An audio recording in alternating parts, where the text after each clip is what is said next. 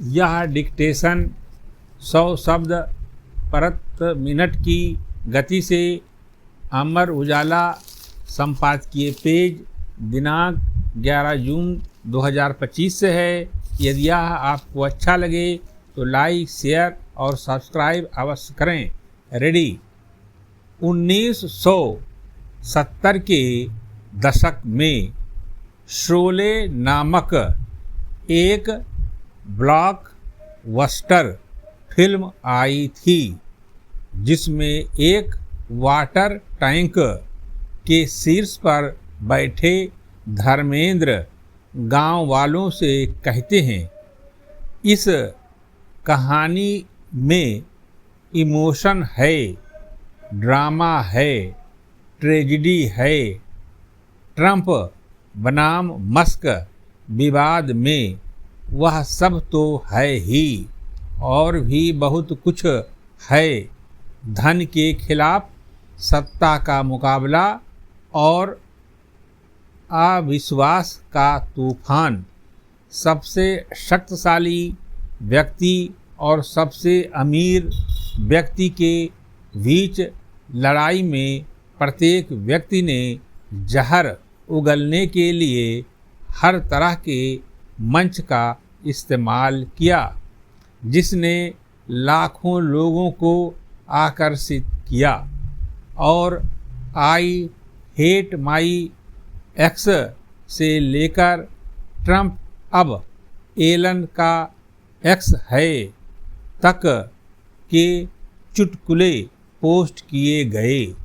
कुछ दिनों पहले तक दोनों एक दूसरे की तारीफ करते नहीं थक रहे थे। मस्क ने ट्वीट किया था, मैं ट्रंप से उतना ही प्यार करता हूँ जितना एक सीधा सादा आदमी दूसरे आदमी से कर सकता है। ट्रंप ने मस्क को दुनिया के सबसे महान व्यापारिक नेताओं और नौ प्रवर्तकों में से एक बताया। पैरा। लेकिन बृहस्पतिवार की रात तक दोनों का करीबी रिश्ता असहमति से कटु आलोचना में बदल गया। मस्क का मिजाज नाराजगी से बढ़कर बगावत में बदल गया। उन्होंने दावा किया कि उनके बिना ट्रंप हार जाते।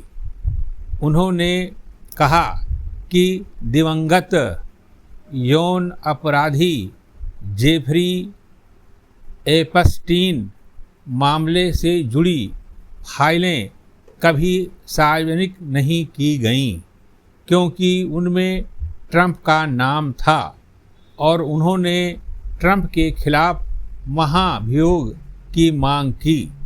ट्रंप ने न सिर्फ निराशा जताई बल्कि संघीय निधि में कटौती की धमकी से लेकर यहाँ तक कहा कि एलन ने अपना दिमाग खो दिया है। देर रात तक वार्ताकार दोनों से सुलह करने का आग्रह कर रहे थे। पैरा। अमेरिकी व्रिलर सीरीज हाउस ऑफ कार्डर्स में फ्रैंक अंडरवुड कहते हैं, सत्ता रियल एस्टेट है जहां लोकेशन ही सब कुछ है। स्रोत के जितना करीब मूल्य उतना ऊंचा। 8 नवंबर को टेस्ला के शेयर का मूल्यांकन 10 खरब डॉलर के आंकड़े को छू गया था क्योंकि मस्क को ट्रंप की सत्ता में वापसी का लाभार्थी माना जा रहा था। जब उन्होंने ट्रंप से दूरी बना ली, टेस्ला के शेयर में 14% से अधिक और बाजार मूल्य में 150 अरब डॉलर से अधिक की गिरावट आई। जनवरी और जून के बीच स्टॉक $426 से गिरकर $284 पर आ गया। पैरा इतिहास गवाह है, सत्ता धन पर भारी पड़ती है। 1934 में प्रतिष्ठित अमेरिकियों के एक समूह ने अमेरिकन लिबर्टी लीग की स्थापना की। उनका उद्देश्य था राष्ट्रपति फ्रैंकलिन डी रूजवेल्ट द्वारा प्रस्तुत न्यू डील का विरोध करना। लीग ने न्यू डील को समाजवादी और फासीवादी दोनों ही रूप में निरूपित किया।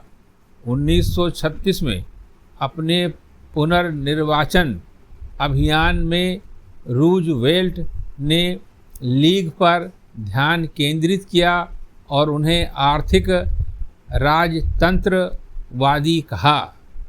उन्होंने धन शक्ति के वॉल स्ट्रीट तख्तापलट को हराया और फिर से चुने गए। रूजवेल्ट अकेले ऐसे अमेरिकी राष्ट्रपति नहीं थे जिन्हें मित्र से शत्रु बने लोगों का सामना करना पड़ा। रेड रूजवेल्ट का जॉन रॉकीफेलर से स्टैंडर्ड ऑयल के विघटन को लेकर मतभेद हो गया था। हेनरी फोर्ड और वुडरो विल्सन ने प्रथम विश्व युद्ध में अमेरिकी तटस्थता से अलग होने से पहले वेतन नीतियों पर सहयोग किया था। William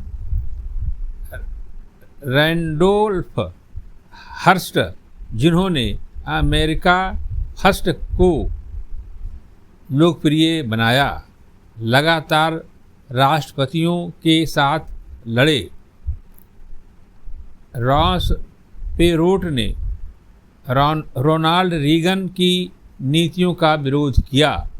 north American free trade agreement bracket में NAFTA ब्रैकेट बंद ने जॉर्ज H.W. बुश और सरकारी खर्च को लेकर बिल क्लिंटन की आलोचना की। पैरा इन विवादों के बावजूद शासन प्रशासन ट्रेजरी सचिव के रूप में व्यवसायियों को चुनते रहे। जैसा कि कहा जाता है, ट्रंप मस्क के रिश्ते का टूटना निर्यात में नियति में लिखा था।